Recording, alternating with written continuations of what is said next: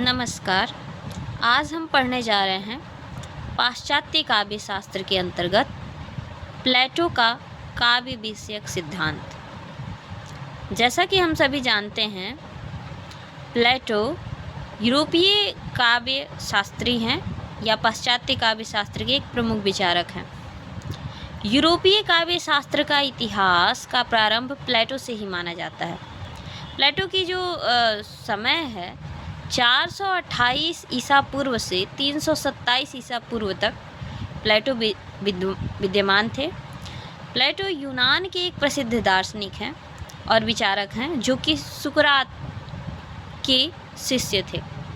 प्लेटो की अगर हम प्रमुख ग्रंथों की बात करें तो Gorgias and freedom, Protagoras, the Republic, the Laws, Ion और क्रेटिलस, ये उनकी प्रमुख पुस्तकें या प्रमुख ग्रंथ हैं।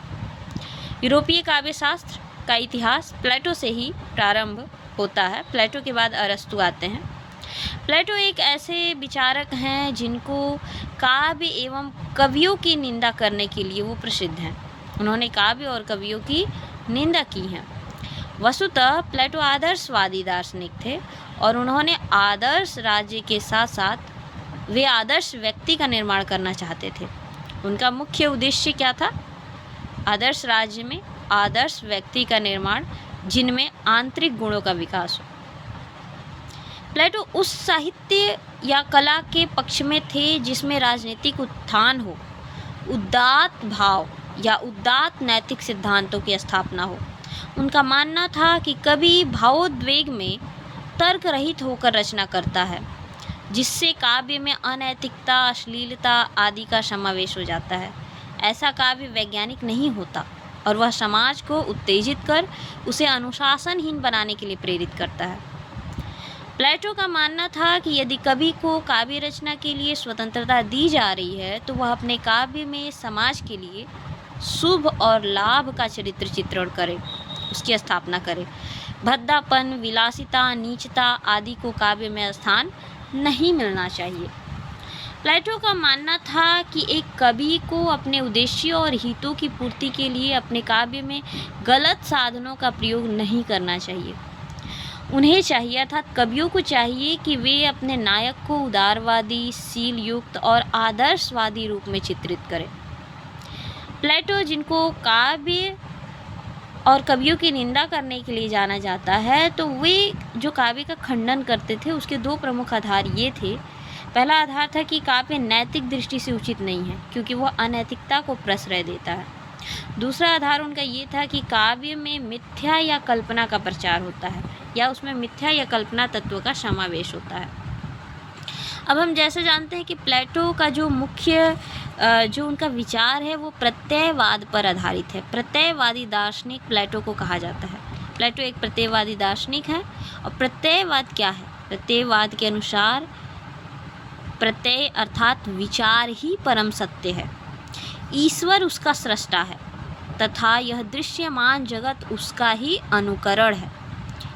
प्रत्यय अदृश्य, अरूप, अपरिवर्तनीय है। वह इंद्रियों से परे है। उसका ज्ञान केवल प्रज्ञा अर्थात बुद्धि द्वारा संभव है। अब जो प्लेटो का काव्य विषयक जो सिद्धांत है वह भी प्रत्ययवाद पर आधारित है। तो प्रत्ययवाद के आधार पर हम प्लेटो के काव्य विषयक सिद्धांत को समझते हैं। प्लेटो के अनुसार कवि जो है प्रत्यय का नहीं विशेष का चित्रण करता है, विशेष जो कि इंद्रिय ज्ञान तक ही सीमित रहता है। जबकि प्रत्यय क्या है? प्रत्यय इंद्रियातीत है, इंद्रिय ज्ञान से परे है, उसे प्रज्ञा द्वारा समझा जा सकता है। लेकिन कवि विशेष का चित्रण करता है जो कि इंद्रिय ज्ञान तक ही सीमित है, वह प्रज्ञा तक नहीं पहुंच पाता। ऐसा काव्य आदर्श जगत की अनुकृति प्रस्तुत करता है। ऐसा काव्य आदर्श जगत की अनुकृति प्रस्तुत नहीं करता बल्कि उसकी छाया की अनुकृति प्रस्तुत करता है। प्लेटो कहते हैं कि काव्य अनुकृति की भी अनुकृति है क्योंकि वास्तविक सत्य तो सृष्टा अर्थात ईश्वर के दिमाग में है और समस्त जगत ईश्वर के प्रत्यय अर्थात विचार की अनुकृति है और काव्य या कला उस अनुकृति की भी अनुकृति या छाया है, अतः काव्य सत्य से तिगुनी दूरी पर होता है, ऐसा प्लेटो का मानना था। प्लेटो कहते हैं कि उत्कृष्ट काव्य वह है जिसमें परम सत्य का ज्ञान हो, वह अपार्थिव और अमूर्त होना चाहिए। प्लेटो काव्य में सत्यम शिवम सुंदरम के स्वरूप को स्वीकार किए हैं और उसमें भी वह शिव अर्थात कल्याणकारी, जो समाज के लिए कल्याणकारी हो, उपयोगी हो, उसको वो प्रमुखता देते हैं।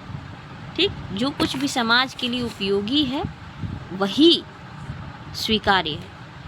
प्लेटो का मानना है कि काव्य का उद्देश्य केवल मनोरंजन मात्र नहीं है, बल्कि मानवीय चरित्र में छिपी आत्मशक्तियों को जागृत कर उसका चरित्र निर्माण करना भी काव्य का उद्देश्य होना चाहिए। तो प्लेटो जिन्होंने काव्य की निंदा की है, क्यों? क्योंकि काव्य में कल्पना अथवा मिथ्या तत्व की प्रधानता होती है, काव्य सत्य से तिगुनी दूरी पर होता है, वह इस अनुकरण जगत का भी अनुकरण है, इसलिए उन्होंने काव्य की निंदा करी है। बल्कि वो कहते हैं कि काव्य में यदि उपयोगी हो, यदि समाज के लिए उपयोगी, चरित्र निर्माण में उपयोगी हो, वही काव्य जो है श्रेष्ठ, उसी को उन्होंने माना है। तो अगर हम प्लेटो के काव्य सिद्धांत की अगर आलोचनात्मक समीक्षा करके देखें तो प्लेटो एक घोर आदर्शवादी थे।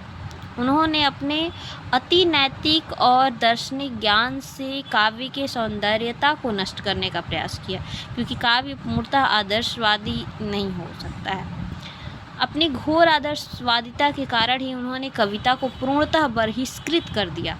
काव्य की उपदेयता के संबंध में उन्होंने जो आक्षेप लगाए हैं, अगर उन पर हम विचार करें तो वे सभी एक पक्षीय सिद्ध होंगे और किसी भी चीज़ को के एक पक्ष को केवल ध्यान में रखकर नहीं चलना चाहिए। प्लेटो जो है काव्य या कला या अथवा चित्रकला को अनुकृति की ही अनुकृति या अनुकरण का भी अनुकरण बताते हैं, जो कि एक तरह से अनुचित है। आगे प्लेटो के इस अनुकरण सिद्धांत, जो प्लेटो जो है काव्य को प्रकृति का नकल या अनुकृति की भी अनुकृति मानते हैं, इसको प्लेटो के ही शिष्य अरस्तु ने आगे चल कर के बेहतरीन ढंग से उसका पुनः मूल्यांकन किया है या पुनः इस अनुकरण सिद्धांत को प्रस्तुत किया है, जो कि अरस्तु के अनुकरण सिद्धांत के रूप में जाना जाता है। आगे हम उसकी अगले क्लास में चर्चा करेंगे। तो यह प्लेटो का सिद्धांत है, प्लेटो का प्रत्ययवाद या प्लेटो का आदर्शवादी सिद्धांत या प्लेटो का काव्य के संबंध में जो अनुकरण सिद्धांत है, उस पर आज हम लोगों ने चर्चा की। ऐसे ही हिंदी साहित्य और काव्य शास्त्र से जुड़े तथ्यों के लिए चैनल को लाइक और सब्सक्राइब करें। धन्यवाद।